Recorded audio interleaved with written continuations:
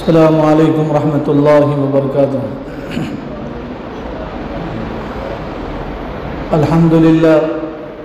अल्हम्दुलिल्लाहि वहदा वस्सलातु वस्सलामु अला मन ला नबिय्य बअदा। फ़अऊज़ु बिल्लाहि मिनश शैतानिर रजीम। बिस्मिल्लाहिर रहमानिर रहीम।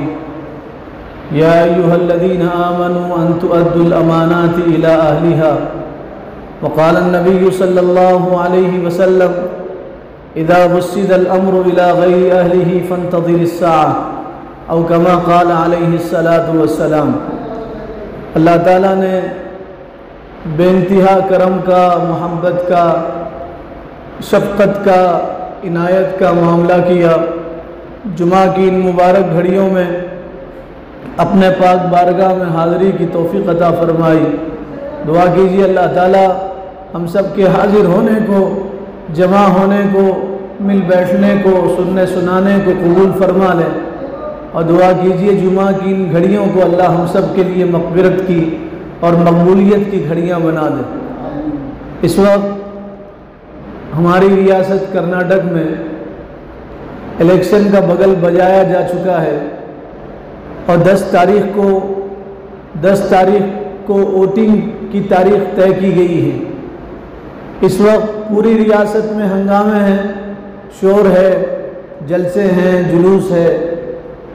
हर पार्टी वाले इंतखाब के इस मौके पे अपने आप को अच्छा साबित करने की कोशिश कर रहे हैं और दूसरों को बुरा भला कह रहे हैं। हर उम्मीदवार अपने बारे में ख़ुद कह रहा है कि मैं अच्छा हूँ और दूसरा बुरा है और दूसरा ख़राब है, और वोट ख़रीदने की, सौदेबाजी की कोशिशें की जा रही हैं। हंगामे बपा हैं।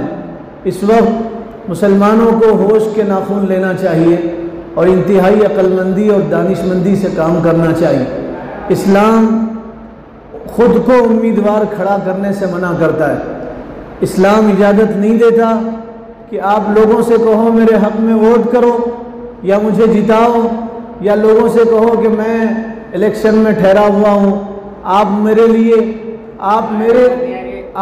लिए कोई अच्छा फ़ैसला करो।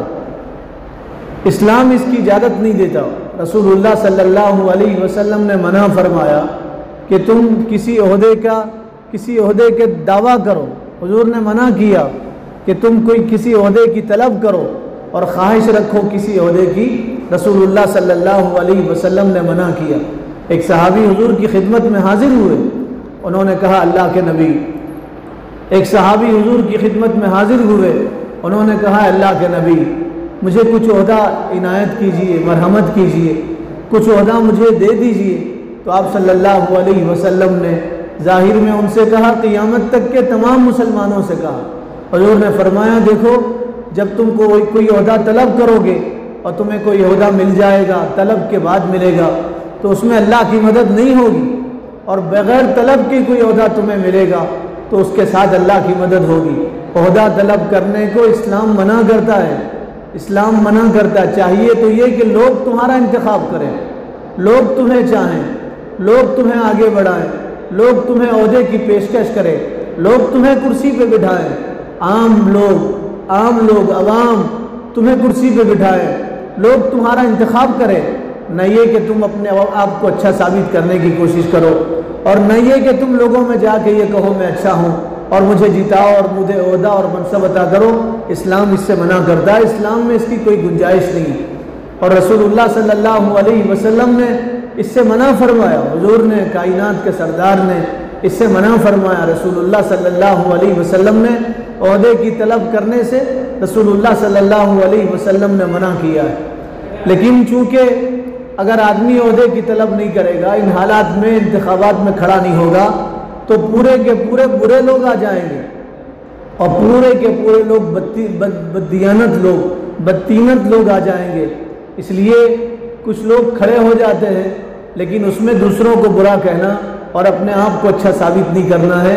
वो तो अवाम फैसला करेंगे, लोग फैसला करेंगे, आम लोग फैसला करेंगे। इन हालात में हमें क्या करना है? एक बात याद रखें, वोट या आपका मजहबी फरीज़ा है और मुल्की फरीज़ा है। वोट डालना यह आपका मजहबी फरीज़ा है और वोट डालना यह आपका मुल्की और जमहूरी फरीज़ा है। उलमा ने लिखा है कोई आदमी वोट न डाले और ये सोचे कि मेरे वोट नहीं डालने से क्या होगा, वो अपने वोट का इस्तेमाल न करे तो वो गुनहगार है। कोई आदमी अगर अपने वोट का इस्तेमाल न करे तो वो गुनहगार है। कोई आदमी अपना वोट न डाले तो वो गुनहगार है। कोई मजबूरी है, नहीं जा सकता, कोई मजबूरी है, चल नहीं सकता, मजबूरी है, वहाँ तक नहीं पहुँच सकता, तो ये मजबूरी में उसके लिए इजाज़त है।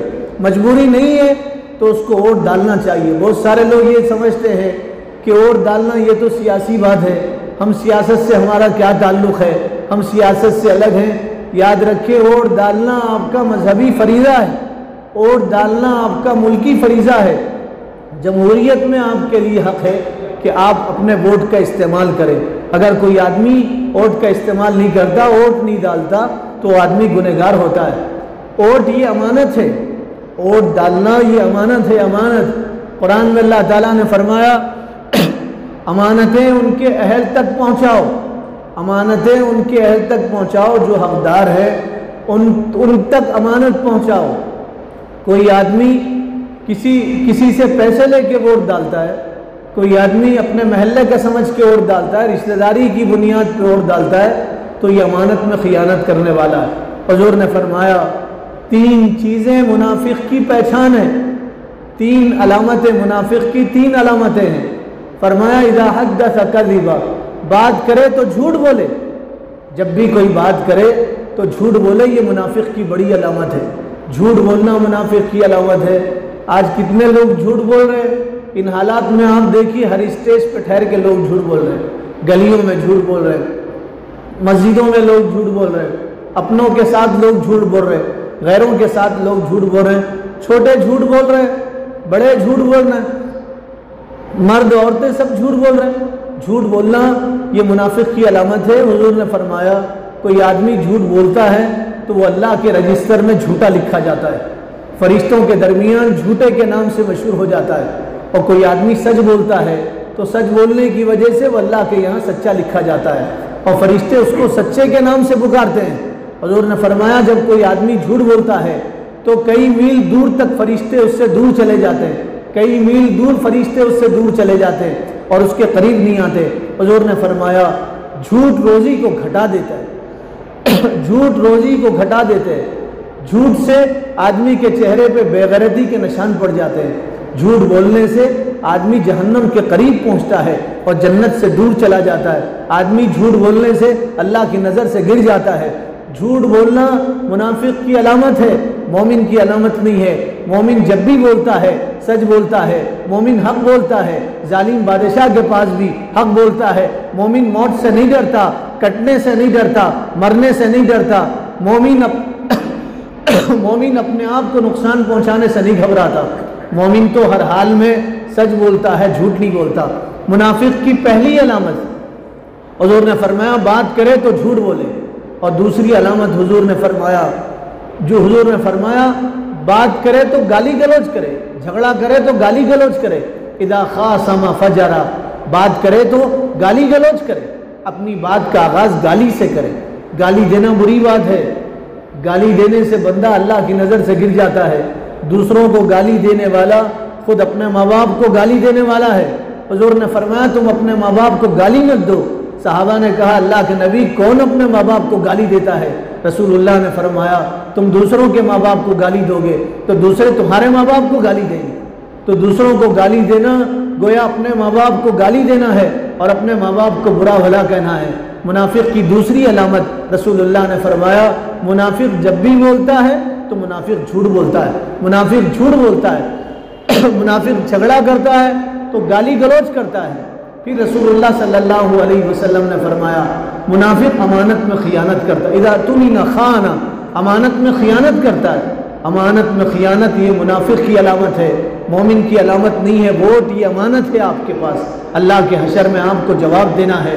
अगर आपने सही आदमी को वोट किया है तो अल्लाह के पास से आपको अजर मिलेगा, और अगर आपने गलत आदमी को वोट किया है तो अल्लाह के पास आपका मुआखज़ा होगा और खुदा के पास आपकी पकड़ होगी, खुदा के पास आपकी पकड़ होगी। आपने क़राबतदारी की वजह से, दोस्ती की वजह से, रिश्तेदारी की वजह से, महल्लेदारी की वजह से किसी को वोट किया है, और आपने उसकी काबिलियत नहीं देखा, उसकी सलाहियत नहीं देखा, तो अल्लाह के नज़दीक आपको जवाब देना है, खुदा के पास बाज़पुरस होगी आपकी। अगर वो जीत भी जाए तो आपकी हार है। आप मेरे ये अल्फाज दिल की तख्ती पे नोट कर लें, अगर आपने गलत आदमी को वोट किया है, उसकी जीत भी होगी तो आपकी हार है, दुनिया में भी आपकी हार है और खुदा के पास भी आपकी हार है। और अगर आपने सच्चे आदमी को वोट किया है, अच्छे आदमी को वोट किया है, आपने दर्द रखने वाले आदमी को वोट दिया है, काम करने वाले आदमी को वोट दिया है, वोट खरीदने वाले को आपने वोट नहीं दिया, उसकी हार हुई, तब भी आपकी जीत है।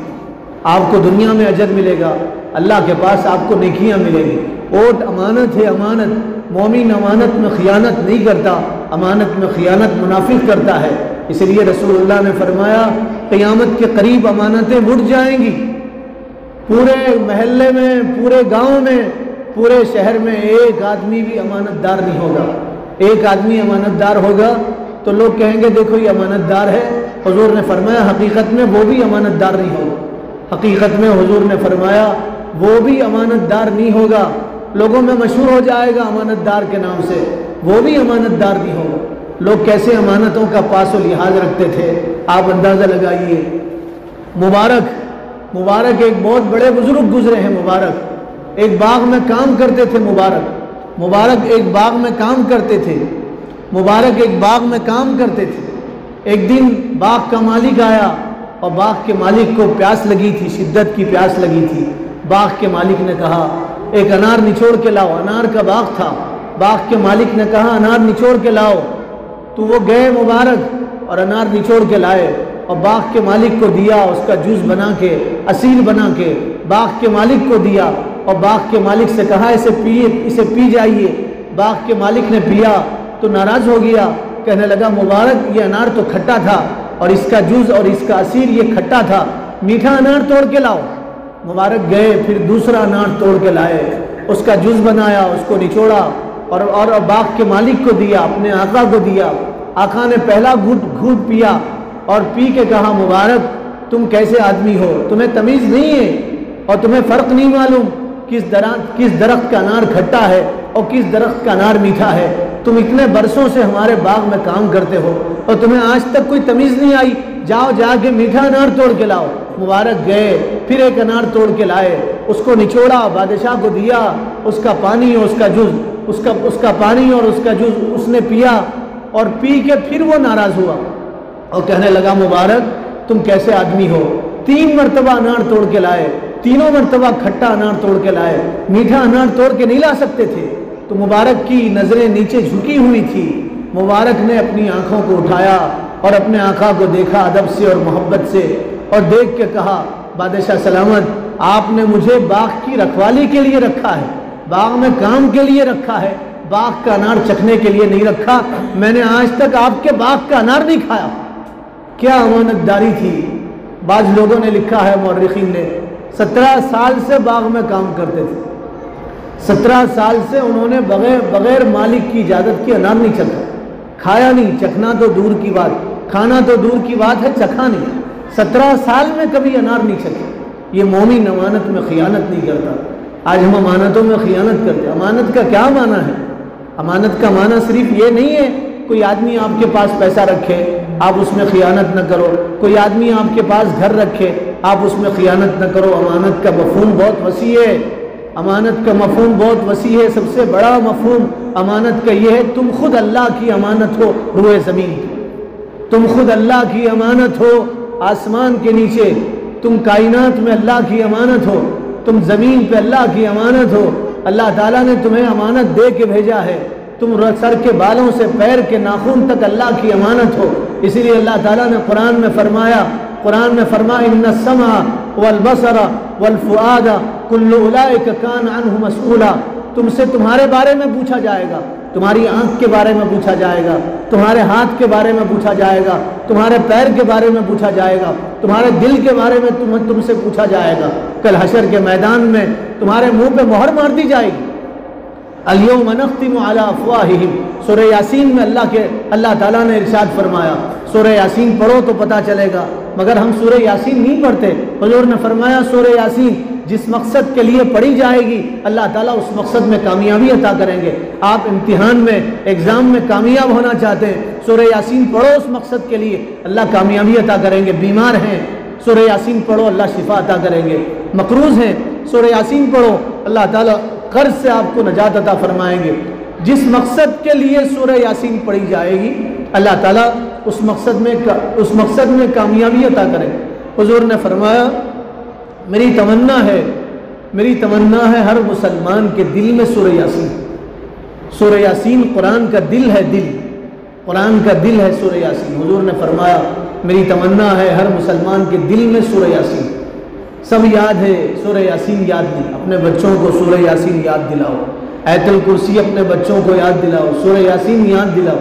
अल्लाह ताला ने सूरह यासीन में कहा, हशर के मैदान में तुम्हें खड़ा किया जाएगा, खुदा के रूबरू तुम्हारी हाजिरी होगी, तुम्हारे मुंह पे ताले लगा दिए जाएंगे, मुंह को बंद कर दिया जाएगा, फिर तुम्हारा जिस्म बोलेगा, तुम्हारी आंखें बोलेंगी, तुम्हारे कान बोलेंगे, तुम्हारे हाथ बोलेंगे, तुम्हारे पैर बोलेंगे, तुम्हारा सारा सरापा बोलेगा, धड़ बोलेगा, तुम्हारा बाल बोलेगा, तुम्हारा रुआं बोलेगा, तुम्हारा पेट बोलेगा।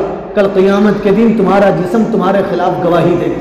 आदमी हैरान होगा, जिस्म मेरा है, मेरे खिलाफ बोल रहा है। आवाज़ आएगी, जिस्म तेरा था, तेरा नहीं है, तेरा था दुनिया में कुछ वक्त के लिए, जिस्म तेरा नहीं है, अल्लाह की अमानत। ज़िंदगी अल्लाह की अमानत है, हम जैसे चाहे वैसे नहीं गुजार सकते। ज़िंदगी अल्लाह के मर्ज़ी पर गुजारोगे तो कामयाब होगे, और अगर ज़िंदगी अपनी ख्वाहिशात पर गुजारोगे तो नाकाम होगे। इसलिए कि ज़िंदगी तुम्हारी नहीं, अल्लाह की अमानत। कोई आदमी अपने आप को मार ले, खुदकुशी कर ले, सुसाइड हो जाए तो उसे अजाब दिया जाए। क्यों? इसलिए कि जिस्म उसका नहीं, जिस्म अल्लाह का है। और अगर यही धड़, यही जिस्म अल्लाह के रास्ते में ले जाए, कट जाए, जिस्म का मसूला बन जाए, टुकड़े टुकड़े हो जाएं, तो उसको शहादत का सवाब मिलेगा। क्यों? इसलिए कि उसने अपने जिस्म को अल्लाह की मर्ज़ी पर कटाया, अपनी मर्ज़ी से नहीं कटाया। जिस्म हमारा नहीं, अल्लाह की अमानत है। अमानत का मफ़हूम बड़ा वसी। आप माँ बाप हैं तो औलाद आपके पास अमानत है, आप शोहर हैं तो बीवी आपके पास अमानत है, आप बच्चे हैं तो माँ बाप आपके पास अमानत है, आप उस्ताद हैं तो शागिर्द आपके पास अमानत है, आप शागिर्द हैं तो उस्ताद आपके पास अमानत है, आप मुसल्ली हैं मस्जिद के तो मस्जिद आपके पास अमानत है। मस्जिद सदर की नहीं है, मस्जिद इमाम की नहीं है, मस्जिद कमेटी की नहीं है। धोखा लगा है मुसलमानों को। मुसलमान ये कहते हैं मस्जिद सदर की, मस्जिद कमेटी की, मस्जिद बनाने वालों की, मस्जिद मुसलमानों की। अल्लाह के घर में बैठ के ये बात अर्ज़ कर रहा हूँ, दिल के कानों से सुने, मस्जिद मुसलमानों की भी नहीं, मस्जिद पूरे इंसानों की है। मस्जिद अल्लाह का घर है, तुम्हारी मिल्कियत नहीं है। मस्जिद तुम्हारे पास अमानत है, अल्लाह की अमानत है। मस्जिद की सफाई मुअज्जिन साहब का काम नहीं है, हर मुसलमान की जिम्मेदारी मस्जिद को साफ़ करना। बात लंबी होगी, मैं ये अर्ज़ कर रहा हूँ कि अमानत का मफ़हूम बड़ा वसी। वोट आपके पास अमानत है, सही आदमी को देंगे, वो हारे तो भी आपकी जीत है, और अगर वो जीता तो भी आपकी जीत है। और अगर आपने गलत आदमी को वोट किया तो उसकी जीत में भी आपकी हार है, दुनिया में भी आपको नुकसान होगा, आखिरत में भी अल्लाह के गज़ब का सामना करना पड़ेगा, अल्लाह के गज़ब का सामना करना पड़ेगा। वोट अमानत है, वोट गवाही है, वोट देना गवाही है। हुज़ूर ने फरमाया, अला उनब्बिउकुम, एक हदीस में है, अला उख़बिरुकुम बि अकबरिल कबाइर, मैं तुम्हें बड़े गुनाह के बारे में ना बताऊं? बड़े गुनाह के बारे में सहाबा ने फरमाया, ज़रूर बताइए। हुज़ूर ने फरमाया, 3 बड़े गुनाह। रसूलुल्लाह सल्लल्लाहु अलैहि वसल्लम ने फरमाया, 3 बड़े गुनाह, बड़े गुनाहों में भी बड़े गुनाह, 3 बड़े गुनाह। हुज़ूर ने फरमाया उन 3 बड़े गुनाहों में, हुज़ूर ने फरमाया उन 3 बड़े गुनाहों में पहला गुनाह खुदा के साथ किसी को शरीक ठहराना, अल्लाह के अलावा दूसरों के सामने हाथ फैलाना, खुदा के अलावा दूसरों से मांगना, खुदा के अलावा दूसरों को करता धरता समझना, ये बड़ा गुनाह है, सबसे बड़ा गुनाह है। हुज़ूर ने फरमाया सबसे बड़ा गुनाह खुदा के साथ किसी को शरीक ठहराना, खुदा के अलावा किसी के सामने हाथ फैलाना, उनसे दुआ मांगना, उनके सामने अपनी पेशानियों को रगड़ना, ये बड़ा गुनाह है। फिर हुज़ूर ने फरमाया माँ बाप की नाफरमानी करना, माँ बाप का दिल दुखाना, ये बड़ा गुनाह है। लोग ये समझते हैं जवान होने के बाद अब मुझे माँ बाप की क्या ज़रूरत है, कुरान पढ़ो तो पता चलेगा। अल्लाह ताला ने फरमाया अल्लाह के साथ किसी को शरीक मत ठहराओ, माँ बाप की खिदमत करो, माँ बाप का दिल मत दुखाओ। माँ बाप राज़ी तो अल्लाह राज़ी, माँ बाप नाराज़ तो अल्लाह नाराज़। बड़ा गुनाह माँ बाप को नाराज़ करना।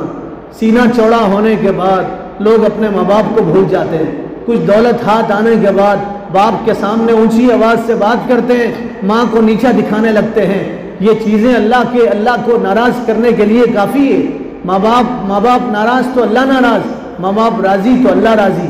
माँ बाप की खुशी में अल्लाह की खुशी है, माँ बाप की नाराज़गी में अल्लाह की नाराज़गी है। अपनी जवानी के नशे में अपने माँ बाप को कुछ मत कहो, उनके दिल से बद्दुआ निकलेगी, दुनिया आखिरत दोनों बर्बाद हो जाएगी। फरमाया हुकूकुल वालिदैन, माँ बाप की नाफरमानी करना बड़ा गुनाह है। तीसरा रसूलुल्लाह ने फरमाया झूठी गवाही देना।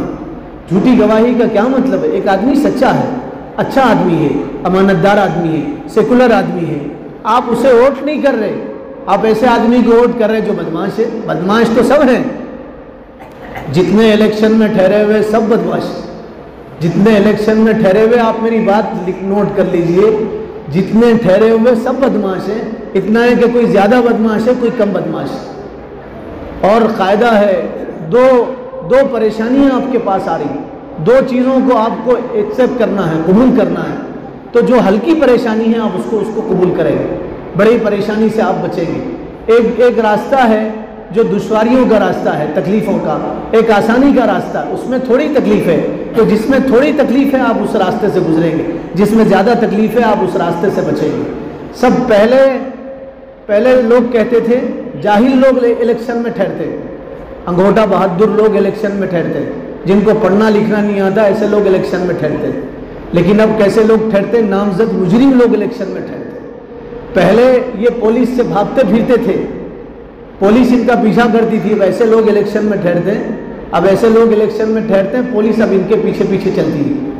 नामजद मुजरिम लोग, यूपी में 80 लोग ऐसे हैं जो असम्बली के मेंबर हैं जिन पे 80 से ज़्यादा केसेस, 80 से ज़्यादा मारधार के केस हैं, चोरी के केस है, बदकारी के केस है उनके ऊपर, और कत्ल के केस है, मर्डर के केस उनके ऊपर, मर्डर के केस उनके ऊपर। एक आदमी अच्छा है आप उसको वोट नहीं कर रहे, एक आदमी गलत है आप उसको वोट कर रहे। देखिए, वोट किसी के बोलने पे नहीं करना है, आप वोट किसी के बोलने पे नहीं करना। आपको कोई बोल रहा है इसको वोट दो, नहीं देना है। आपको जो आदमी अच्छा लग रहा है उसे वोट देना है।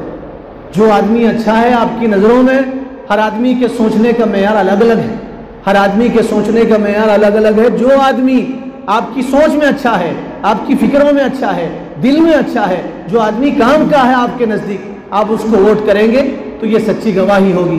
गलत आदमी को वोट करेंगे ये झूठी गवाही होगी। हुजूर ने फरमाया 3 बड़े गुनाह में एक बड़ा गुनाह ये है। हुजूर ने फरमाया 3 बड़े गुनाह में एक बड़ा गुनाह ये है, आप झूठी गवाही दो। हुजूर टेक लगा के बैठे थे, आप सीधे बैठ गए और आपने बार बार कहा, देखो झूठी गवाही देना बड़ा गुनाह है, झूठी गवाही देना बड़ा गुनाह है। सहाबा फरमाते इतनी मर्तबा हुजूर ने कहा, हम तमन्ना करने लगे काश रसूलुल्लाह चुप हो जाते, काश रसूलुल्लाह चुप हो जाते। वोट देना अमानत है, अमानत, सच्चे आदमी को वोट देना, अच्छे आदमी, वोट करना शहादत है, झूठी गवाही नहीं देना। झूठी गवाही देने से अल्लाह की निगाहों में आदमी मुजरिम बन जाता है। वोट करना आपका हक है, वोट करना आपका हक है। वोट करने का मतलब ये है ये आदमी आपकी नज़र में अच्छा है, ये आदमी अच्छा है। वोट करने का मतलब ये है ये आदमी अच्छा है। सच्ची गवाही देना चाहिए, अच्छी गवाही देना चाहिए। मेरे भाइयों, इस वक्त वक्त नहीं है, इस वक्त हालात बहुत ख़राब हैं। मुसलमानों को होश के नाखून लेना चाहिए। फ़िरका परस्त ताकतें ये कह रही हैं हमें मुसलमानों के वोट की ज़रूरत नहीं है। मैं यहाँ किसी की वकालत के लिए नहीं बैठा, जो हक बात है वो बोलने के लिए बैठा हूँ। आप ये बात बार बार सोचिए, समझिए। फ़िरका परस्त ताकतें, इस्लाम दुश्मन ताकतें, मुसलमानों को नुकसान पहुँचाने वाले लोग ये कह रहे हमें मुसलमानों के वोट की ज़रूरत नहीं है। वो जानते हैं मुसलमान वोट को बेचने लगे, मुसलमान वोट को बेचने लगे। वोट बेचना बड़ा जुर्म है, बड़ा गुनाह है। वोट बेचना हराम है, हराम। सूअर का गोश्त खाना उतना बड़ा गुनाह नहीं है, खिंजीर का गोश्त खाना, शराब का घूंट पीना उतना बड़ा गुनाह नहीं है जितना बड़ा गुनाह वोट बेचना है और गलत आदमी को वोट डालना है। जिना से बड़ा गुनाह, बदकारी से बड़ा गुनाह गलत आदमी को वोट डालना है। उसकी गवाही देना है। बदकारी से बड़ा गुनाह है वोट बेचना। 500 में वोट बेचते हैं, 1000 में वोट बेचते हैं। माफ कीजिए, वोट बेचने वाले वो अपनी माँ का सौदा करने वाले, वोट बेचने वाले जन्म देने वाली माँ का सौदा करने वाले। हुजूर ने फरमाया सूद लेना बड़ा गुनाह है, सूद लेना बड़ा गुनाह है। फरमाया सूद का सबसे हल्का गुनाह यह है आदमी अपनी माँ से मुंह काला करे। बुखारी शरीफ की रिवायत है। फरमाया सूद का सबसे हल्का गुनाह यह है आदमी अपने माँ से मुंह काला करे। 70 गुनाह है सूद लेने में, 70 खराबियाँ हैं। सबसे हल्की खराबी यह है आदमी अपनी माँ से मुंह काला करे। बड़ा गुनाह है पैसे लेके, कब तक पैसे आपके पास रहेंगे, पैसे आपके पास ख़त्म हो जाएंगे। जो आपका वोट बेचने खरीदने आता है तो आप अपनी चप्पल अपने हाथ में लीजिए, जूता, उससे कहिए हम बेचने वाले लोग नहीं हैं, हम खरीदने वाले लोग हैं। अल्लाह ने हमारे जान माल के बदले में जन्नत खरीदा है। हम तो बिक गए हैं अल्लाह के हाथों में, अब हम दुनिया में बिकने वाले नहीं हैं। जो वोट बेच सकता है वो ईमान बेच सकता है। वोट बेचने वाला अपने ईमान का सौदा करने वाला है। हुजूर ने फरमाया राशी वल मुर्तशी किलाहुमा फिन्नार। खरीदने वाला और खरीदा जाने वाला, बेचने वाला और खरीदने वाला दोनों जहन्नम में जाएंगे। खरीदने वाला भी जहन्नम में जाएगा, वो अगरचे मुसलमान क्यों ना हो। खरीदने वाला भी जहन्नम में जाएगा। वोट आपका खरीद रहा वो भी जहन्नमी है, वोट बेचने वाला भी जहन्नमी। हुजूर सरापा रहमतुल लिल आलमीन थे, आप शफीउल मुज़नबीन थे। आपकी ज़बान से कभी बुरे अल्फाज नहीं निकले, आपने कभी किसी को बुरा भला नहीं कहा। लेकिन रसूलुल्लाह ने रहमतुल लिल आलमीन ने, शफीउल मुज़नबीन ने फरमाया अर्राशी वल मुर्तशी अलैहिमा लानतुल्लाही। बेचने वाला खरीदने वाला इन दोनों पे अल्लाह की लानत। हुजूर की बद्दुआ। हुजूर ने फरमाया अल्लाह की लानत हो बेचने वाले पे और ख़रीदने वाले पे। वोट बेचिए मत, मुत्तहिद हो जाइए, फ़िरका परस्त ताकतों को धूल चटाइए, उनके ख्वाबों पे पानी फेर दीजिए, उनको जलील कर दीजिए। अपने वोट की अहमियत को पहचानिए, मुंतशिर मत हो जाइए। वोट डालिए, अच्छे आदमी को वोट डालिए, पैसे लेके वोट मत डालिए। कैसे आदमी को डालना है? जो आपके लिए नफ़ा बख्श हो, जो कौम के लिए नफ़ा बख्श हो, जो कौम को फ़ायदा पहुँचाने वाला हो, नुकसान पहुँचाने वाला ना हो। कर्नाटक का इलेक्शन ये पार्लियामेंट के इलेक्शन के लिए बहुत अहमियत रखता है। इसलिए आप देखिए हमारे देश के प्रधानमंत्री छोटी छोटी जगह आ रहे हैं, बड़े बड़े लीडरों को बुलाया जा रहा। कर्नाटक की असेंबली से मुल्क की तकदीर बदल सकती है। कर्नाटक की असेंबली से मुल्क की तकदीर बदल सकती है। कर्नाटक को यूपी बनाने का उनका ख्वाब है। यूपी में जो कुछ हो रहा है वो कर्नाटक में करने का ख्वाब है। होश के नाखून लीजिए, मुत्तहिद हो जाइए, वोट डालिए। वोट आपका हक है। आप सोचेंगे मेरे एक वोट से क्या होगा? आपके एक वोट से मुल्क की रियासत की, मुल्क की, स्टेट की, रियासत की तकदीर बदल सकती है। अच्छे आदमी जाएंगे तो अच्छे फैसले होंगे, अच्छे आदमी जाएंगे तो खुशियाँ मिलेगी। अब तो हर आने वाला दिन गम लेके आता है। हर सुबह का सूरज गम की खबरें सुनाता है। तरस गए कान अच्छी खबर सुनने के लिए। पूरे मुल्क में फ़िरका परस्त ताकतें मुत्तहिद हो गई हैं। अफसोस खौफ के वक्त में भी मुसलमान मुत्तहिद नहीं हुए।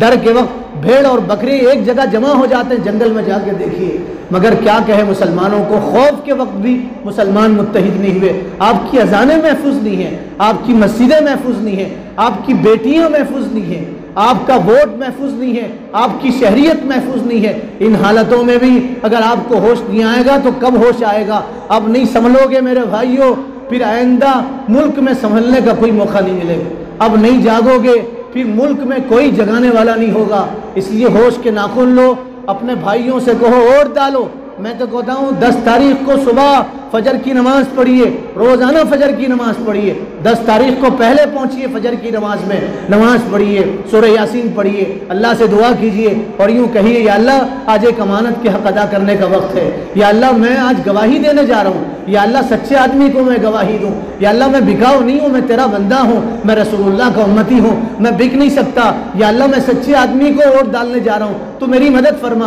अल्लाह की मदद अपने साथ लीजिए, अपने घर वालों को जगाइए, औरतों को भी वोट दिलवाइए, औरतों का भी हक है वोट डालना। 18 साल से ज़्यादा के जो लोग हैं उम्र के, उनको तरगीब दिलाइए, वोट डाल के आइए, लोगों को तरगीब दीजिए। पार्टी की तरगीब मत दीजिए, शख्सियत की तरगीब मत दीजिए, उनसे कहिए वोट डालो, जिसको डालो डालो। आप जाओ, वोट का फीसद बढ़ाओ। वोट का फीसद कम होने की वजह से दूसरी रियासतों में गलत लोग इख्तिदार पे आ चुके हैं, इस्लाम दुश्मन लोग इख्तिदार पे आ चुके हैं। इसलिए मेरे भाइयों, बात लंबी होगी, लेकिन वक्त का तकाजा है, होश के नाखुन लो, अच्छे लोगों को वोट दो। वोट आपके पास अमानत है, इसे बेचो मत। अल्लाह के हाथ जोड़ के गुजारिश, मस्जिद में अहद करके जाइए। हम खरीदने वालों के मुंह पे थूकेंगे इंशाअल्लाह, खरीदने वालों के मुंह पे तमाचा मारेंगे, उनके लिए अपना जूता उठाएंगे, उनसे कहेंगे हमारे कपड़े जाहिर में सस्ते हैं लेकिन हमारा जूता महंगा है। जिस पे पड़ता है वो गंजा हो जाता है, जिस पे पड़ता है उसकी नस्लों को दर्द होता है। हम बेचने खरीदने वाले लोग नहीं हैं, हम तो अल्लाह के लिए जीने और मरने वाले लोग। और डालिए, किसको डालिए? जो अच्छा आदमी है। पहले कैसे लोग इख्तिदार में आते थे? आप हुजूर के ज़माने की तारीख मत पढ़िए, खुलफाए राशिदीन को मत देखिए, उनका ज़माना तो ज़माना था। खुद हमारे मुल्क में डॉक्टर राजेंद्र प्रसाद 12 साल हिंदुस्तान के सदर जमहूरिया रहे। 12 साल के बाद जब वो रिटायर हुए, ओहदे से सुबुकदोश हुए, उनका वतन था पटना बिहार में गए तो उनके लिए पास रहने के लिए मकान नहीं था, उन्होंने घर नहीं खरीदा था। अब तो कौंसलर का घर ऐसा महसूस होता है जैसे ये नमरूद का महल है, कौंसलर का घर। 2-3 साल पहले साइकिल नसीब नहीं थी और कौंसलर बनते ही, बल्दिया में जाते ही, अब उनका महल देखिए, उनका घर देखिए। एमएलए बनने से पहले कुछ नहीं थे, एमएलए बनने के बाद करोड़ों अरबों की जायदाद उनके पास। ये हमारे खून पसीने की कमाई, मुसलमानों का खून उनके पेट्रोल में शामिल होता है। उनकी गाड़ियों में पेट्रोल नहीं जलता, उनकी गाड़ियों में हिंदुस्तानियों का खून जलता है। वो जो पैसे खर्च कर रहे हैं इलेक्शन के वक्त में, हमारे पास इलेक्शन में पूरे मुल्क में जो प्रचार होता है, पूरे मुल्क में जो पर्चे छपते हैं, बढ़ते हैं, प्रचार में जितना पैसा खर्च होता है, अगर उतना पैसा इस मुल्क के बच्चों की तालीम के लिए खर्च होगा तो मुल्क की तकदीर बदलेगी। जो पैसा इलेक्शन की तशहीर में खर्च होता है, उन पैसों से पूरे मुल्क के बच्चों को तालीमी खर्च मिल जाता है, तालीमी फीस उनकी अदा होती है, उनको तालीमी अशिया मुयस्सर हो जाते हैं। पूरे हिंदुस्तान के बच्चों को तालीमी खर्च मिल जाता है इश्तिहार के पैसों में। कितना पैसा लोग खर्च करते हैं। रहने के लिए मकान नहीं था। जवाहरलाल नेहरू, पंडित जवाहरलाल नेहरू, उनके पास अपना मकान नहीं था।